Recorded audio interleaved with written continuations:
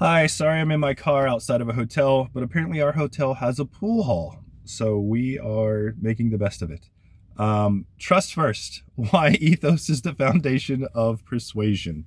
So in 2010, Iris Cross, the BP spokeslady, tries to convince us all that BP is doing the best they can for the Gulf and we should trust them and their investments are going to matter and they care so much.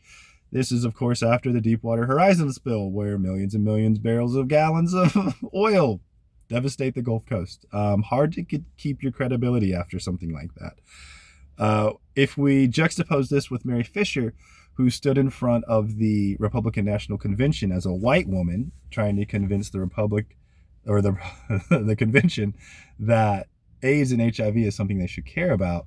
That, on the other hand, is a much more difficult task. However, the credibility shines through as a white woman with AIDS.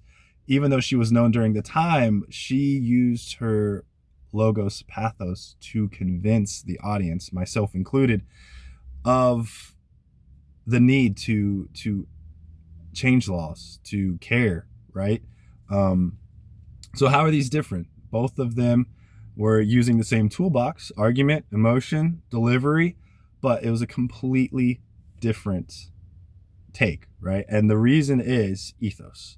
So my argument tonight is, of those three classical appeals, ethos is not simply one persuasive tool sitting alongside logos and pathos. It is the precondition for the other two. You have to have ethos first before the logos and pathos can be carried through. Okay, so Herrick's History and Theory of Rhetoric. It helps explains why trust carries so much weight. And Herrick kind of quotes Aristotle when he says, "The duty of rhetoric to deal with such matters as we deliberate upon without arts or systems to guide us, questions that present us with alternative possibilities." So Herrick kind of calls these contingent issues, right? Most of the things that we believe, trust, things we hold dear, who we trust, what do we believe? Usually that doesn't come with provable mathematical solutions, right? And what does that come with? Judgment. We have to trust in that thing or that person, that idea. And so ethos is doing a lot of that work. And it's not something that logic can do on its own, even though sometimes that's very upsetting as a scientist myself. But that kind of brings us to the point of, you have to read the room. You have to know who your audience is. What are you trying to convince them of before you try to actually convince them of something? So ethos will do the work if your logos and pathos can carry through along with what you are actually saying as a trustworthy person.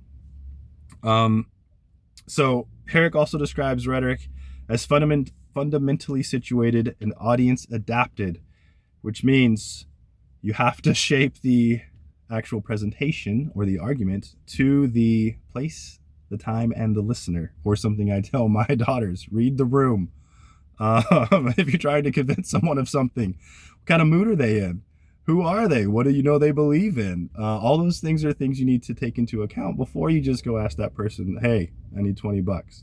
So, reading the room is important, right? If my daughter's trying to convince a teacher of something, okay, what do you know about them? What are their policy? What are things you can play on? Sometimes it's emotion. So you have to know the audience first, is what I'm trying to get to. And here it kind of describes the person who kind of skips this step, the rhetor who skips this step. They're skipping the step that leads them to the other two steps, which will mean your speech isn't going to work. But as Admiral Stockdale showed us, having ethos does not mean you will keep that credibility, right? So in that VP debate, he is the most noteworthy person in the room. He's a war hero. People trust him already. All he has to do is carry on a logical conversation. He's good to go. Kind of falls apart. And it gets to the point where even the moderator is like, "Hey, let me help you out. You're good." And so it's not something, once you have it, that you can keep. It has to be maintained in real time. And once it's eroded, it's very hard, like the BP, to bring back. Pathos exposes the same dependency but uses emotion, right? So the William Horton campaign, the SPCA Sarah McLachlan campaign, thanks for making me watch that again. These are all emotional appeals, right? They're pity, fear. What can we use to convince this person of something? And usually the audience they're kind of pointing to, right? There's demographics and things. They already have that preconditioned so that they're kind of basing it to that audience. But the point that this becomes really tricky is when you understand what they're trying to do. They're trying to get your emotional response. And as a kid, I would change the channel. I don't want to watch the SPCA commercial again. I know what it is. I don't want to feel that. I know what you're trying to do. So, like those ads from BP, like the Batman ad that he's not the protector, he's now the vigilante, the Joni Ernst make him squeal ad, right? If we know what they're trying to convince us of, it makes us want to turn the channel. So it has to be something that is aimed carefully, this pathos, this emotional weapon. Logos, all right. Logic, Sherlock Holmes, right? Hey, I can follow this logical sequence of events and get you from point A to point Z. And if you follow and see my steps, boom, makes sense, right? This is great.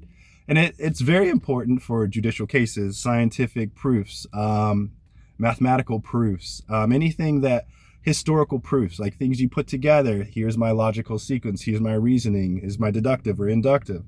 Oh yeah, I can follow that. Great. Sherlock Holmes, he was able to convict a lot of people because A, he had credibility, and B, he was able to put things together well.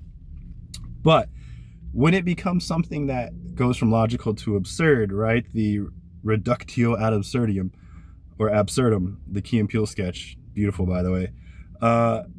If you can't follow that logic to absurd, and I think that's where a lot of misinformation is coming from nowadays, it takes away the credibility. And I instantly thought of Jonathan Swift's A Modest Proposal. So he proposed that people should eat babies because of the problem with poor people in Ireland and the British not helping, and then the British saying, oh my God, there's so many poor people. Well, why don't we just eat the babies? So you have to be able to guard against it and use your own sort of logos to help you understand critical thinking skills. Where does that logic turn into absurd? But I've already gone over the 7 minutes. Ethos is by far the most important. If you don't have it, logos, pathos will never get you there.